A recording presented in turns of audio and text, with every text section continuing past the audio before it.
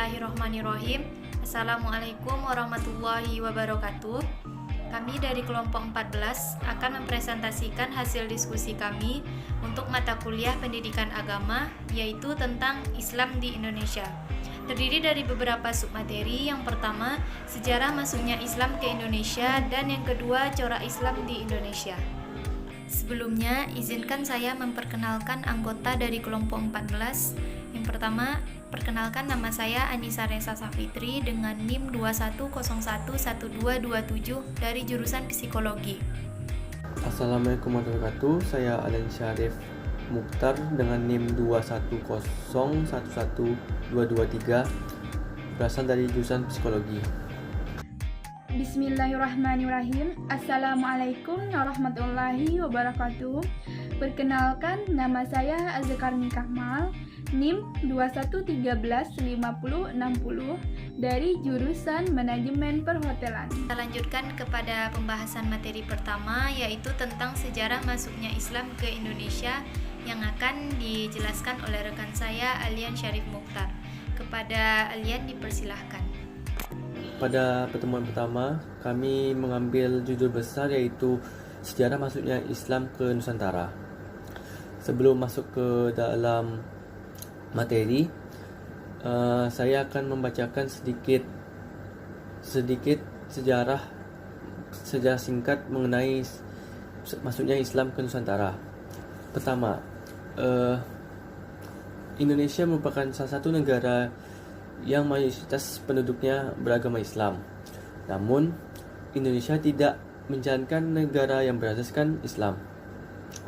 Pada pertengahan abad ke-7 sebelum Masehi, masyarakat Islam mulai berdatangan ke Indonesia. Namun, perkembangan dakwahnya baru betul dilaksanakan pada abad ke-12 sampai abad ke-13 Masehi. Perkembangan Islam di Nusantara dibawa oleh para pedagang dan penyiaran yang dari berbagai negara Islam seperti negara Arab, Persia. Di Pulau Sulawesi, Islam menyebar melalui hubungan dengan kerajaan setempat dengan para ulama dari Mekah dan Madinah. Di Pulau Sumatera, tepatnya di Samudra Pasai, Aceh, Islam menyebar dari kalangan para ulama seperti kiai, wali songo, dan pendidikan Islam lainnya. Pada saat ini, Indonesia menganut corak Islam yang moderat, toleran, seimbang, dan lurus. Dan baiklah, kita akan masuk ke pemberian materi. Yang pertama adalah teori India, atau bisa kita kenal dengan teori Gujarat. Teori ini dicetuskan oleh G. W. J. Dewars dan dikembangkan oleh Chok Heung-jen dan teman-teman.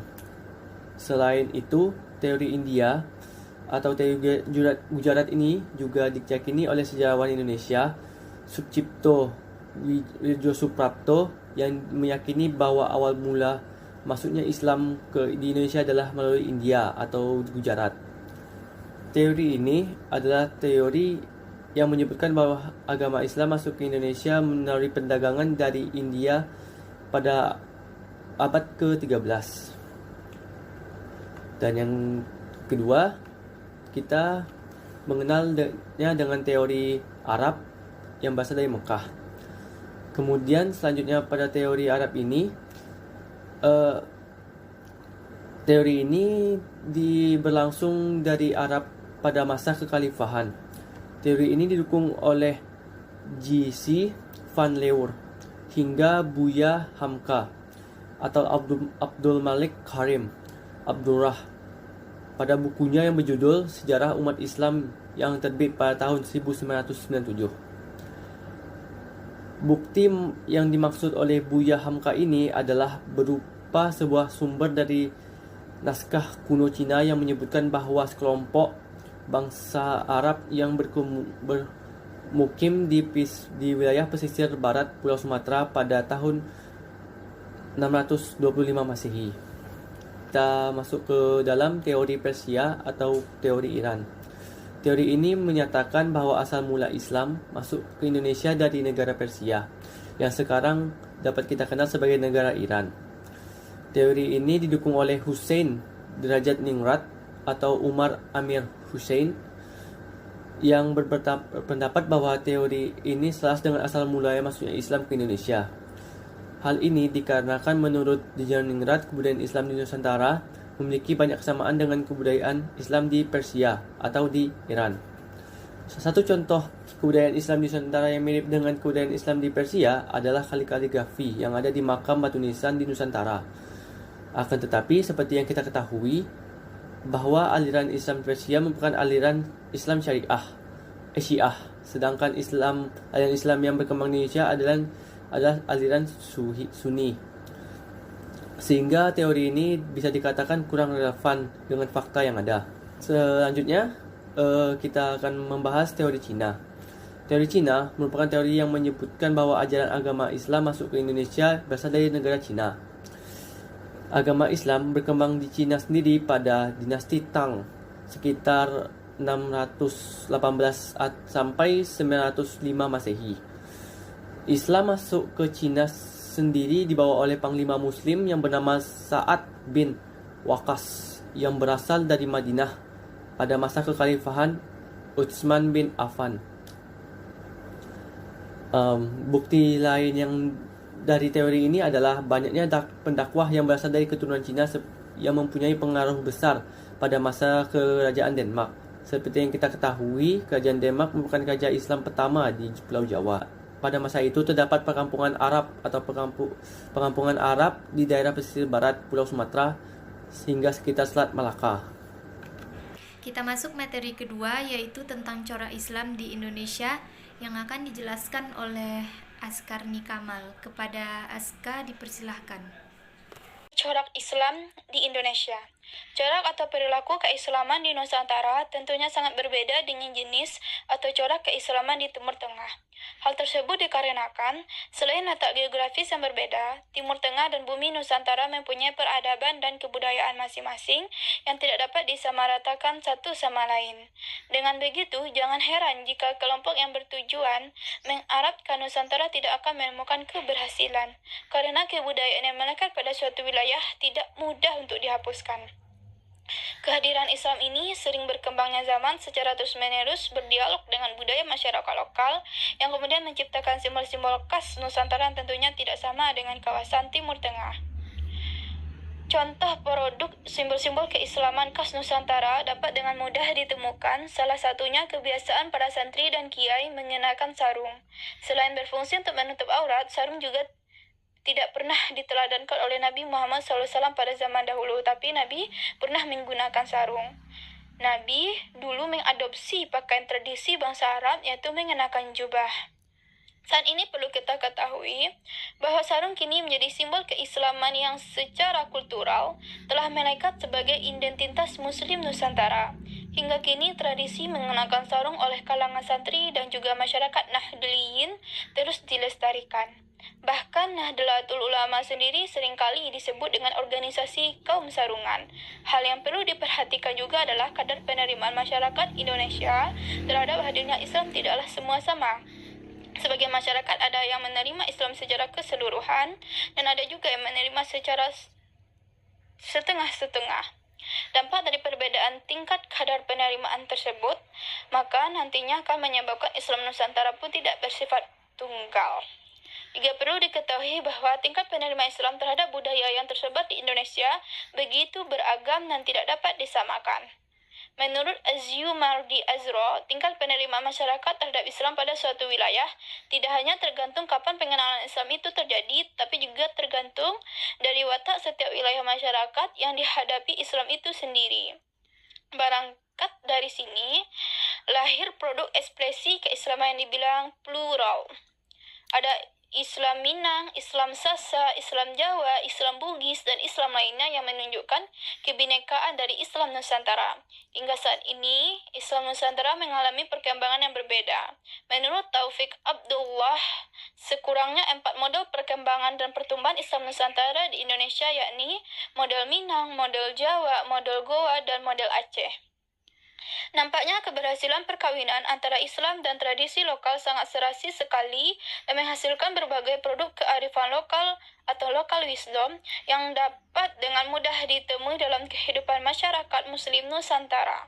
Contohnya adalah berbagai model bangunan masjid mengenakan model tradisi lama yang dipadukan dengan unsur keislaman seperti bangunan masjid. Bisa kita lihat pada gambar yang ada pada PowerPoint, Agung Kudus yang menjadi saksi betapa Hindu dan Islam bisa saling berasimilasi tanpa harus saling menjatuhkan satu sama lain. Bentuk menara masjid nampaknya didesain sedemikian rupa hingga menyerupai bangunan candi. Begitu juga masjid yang dibangun oleh para wali songo, yaitu Masjid Agung Demak, yang memadukan antara ruh Islam dan lokasi kebudayaan Jawa. Perkawinan antara Islam dan budaya ini bisa dibilang seksi sekali. Sampai hari ini pun tetap eksis dan menjadi simbol ciri khas keislaman tersendiri dari Islam Nusantara. Kawasan Islam Nusantara nampaknya termasuk salah satu dari 8 ranah region kultural Islam. 7 ranah agama budaya Islam lainnya meliputi Turki, Persia atau Iran, Arab, anak benua India, Afrika Hitam, dunia Barat, dan Sino-Islam. Kedelapan ranah tersebut selain memegang prinsip pokok ajaran Islam yang sama dalam unsur ibadah dan akidah, akan tetapi dari setiap ranah tersebut memiliki corak keberagaman dan kebudayaan yang berbeda satu sama lain. Kiha Ma'ruf Amin juga angkat bicara mengenai Islam Nusantara. Beliau mengemukakan bahwa Islam Nusantara merupakan Islam Ahli Sunnah wal Jamaah An-Nahdiyah yang dianut oleh ormas Islam terbesar di Indonesia dan bahkan dunia, yaitu Nahdlatul Ulama.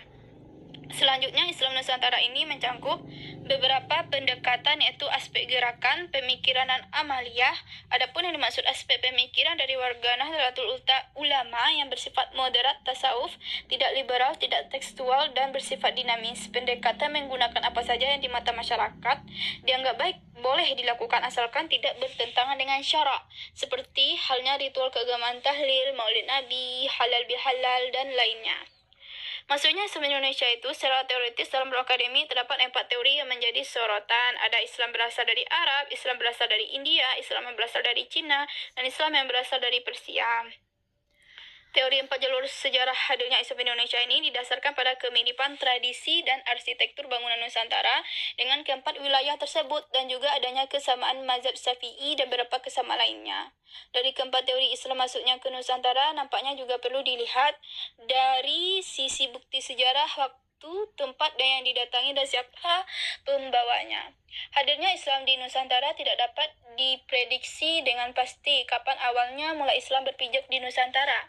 Hadirnya Wali Songo ini menjadi tonggak awal munculnya Islam Nusantara yang menjadi ciri khas model keislaman Nusantara yang memadukan unsur Islam dan budaya. Produk hasil modifikasi Wali Songo dalam mengonstruksi filsafat atau teologi Hindu merupakan Islam tersebut bermakna jimat kalimah syahadah, yang artinya jimat kalimah maha usada, yang sebelumnya bernuansa itu teologi dimodifikasi menjadi azimah kalimah syahadah. Nah, corak Islam Indonesia itu meliputi akidah, syariah, tasawuf, dan organisasi kemasyarakatan berikut. Nah, berikut ada penjelasannya ya. Yang pertama itu akidah. Akidah itu haruslah menjadi kepercayaan mutlak dan bulat. Artinya, kepercayaan terhadap Allah harus mutlak, yaitu dengan membenarkan dan mengakui wujud eksistensi Allah dan sifat atribut Allah. Akidah dalam agama Islam adalah iman atau kepercayaan. Iman merupakan segi teoritis yang pertama-tama dituntut untuk mempercayai dan tidak boleh dicampuri oleh keraguan-raguan. Karena akidah sebagai masalah fundamental, ia menjadi titik tolak permulaan Muslim. Syariah adalah ajaran tentang pengaturan hukum yang mengatur hubungan manusia dengan Allah dan manusia dengan manusia, yang menyangkut ibadah dalam arti khusus seperti syahadat, salat, zakat, munahaqqat, jinayat, dan sinayat. Nah, sumber syariah itu ada Al-Quran yang merupakan sumber hukum pertama, hadis yang merupakan sumber hukum kedua, dan ijtihad yang merupakan sumber hukum ketiga. Selanjutnya, Tasawuf. Media lain yang tak kalah penting dalam proses Islamisasi Indonesia itu adalah tasawuf. Salah satu sifat khas dari ajaran ini adalah akomodasi terhadap budaya lokal, sehingga menyebabkan banyak masyarakat Indonesia yang tertarik menerima ajaran tersebut. Yang keempat, organisasi kemasyarakatan.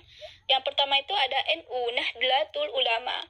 Nah, salah satu modal terbesar sebagai wujud potensi yang dimiliki adalah kekayaan dan beragamnya lembaga baik berupa sekolah, masjid, pesantren, madrasah, klinik, dan rumah sakit, serta perguruan tinggi. Ajaran NU mengedepankan sikap tasawuf dan tawazun dan juga tasamuh, yang dengan ini akhirnya akan menjadi umat NU khas Nusantara yang memperoleh penyegaran dalam memahami makna agama. Yang kedua, pondok pesantren yang terdiri dari santri dan ulama serta kiai-kiai. Yang ketiga, MUI, Majelis Ulama Indonesia. MUI atau Majelis Ulama Indonesia adalah lembaga swadaya masyarakat yang mewadahi ulama, ama dan cendekiawan Islam di Indonesia untuk membimbing, membina, mengayomi kaum dan muslimin di seluruh Indonesia. Yang keempat, Muhammadiyah. Muhammadiyah merupakan organisasi yang didirikan oleh Ki Ahmad Dahlan di Kampung Kauman, Yogyakarta pada tanggal 18 November 1912, tepatnya 8 Zulhijjah 1330 Hijriah. Yang kelima adalah Serikat Islam atau SI. Serikat Islam SDI didirikan pada tanggal 16 Oktober 1905 oleh Haji Saman Hudi, merupakan perkumpulan pedagang-pedagang Islam yang menentang politik Belanda, memberi keleluasaan masuknya pedagang asing untuk menguasai komplot ekonomi rakyat pada masa itu. Pada Kongres pertama SDI di Solo tahun 1906, namanya ditukar menjadi Serikat Islam. Selanjutnya, pembahasan yang ketiga mengenai kontribusi umat Islam di Indonesia dalam kehidupan berbangsa dan bernegara Islam di Minangkabau. Agama dan adat bagi masyarakat Minangkabau merupakan ketentuan vital dalam mengatur kehidupan masyarakat. Ketentuan adat menjadi anutan masyarakat dalam bertingkah laku. Adat itu sendiri berdasarkan pada ajaran Islam yang menjadi kepercayaan dan keyakinan masyarakat Minangkabau. Perpaduan adat dan agama ini tersusun dalam konsep adat bersandi syarak, syarak bersandi kitabullah. Lahirnya konsep ini berdasarkan hasil persetujuan setelah terjadinya perang Padri, yaitu peperangan antara kaum adat dengan kaum agama. Antara agama dan adat merupakan satu ketentuan yang sama-sama memiliki peran dalam mengatur nilai-nilai kehidupan masyarakat. Nah, nilai-nilai pandangan Islam tersebut meliputi ada akidah, syariah, muamalah, munahaqqat, jinayat, dan lainnya. Adat dan Islam telah lama menjadi pedoman hidup masyarakat Minangkabau. Filosofis orang Minangkabau adalah adat bersandi syarak, syarak bersandi kitabullah.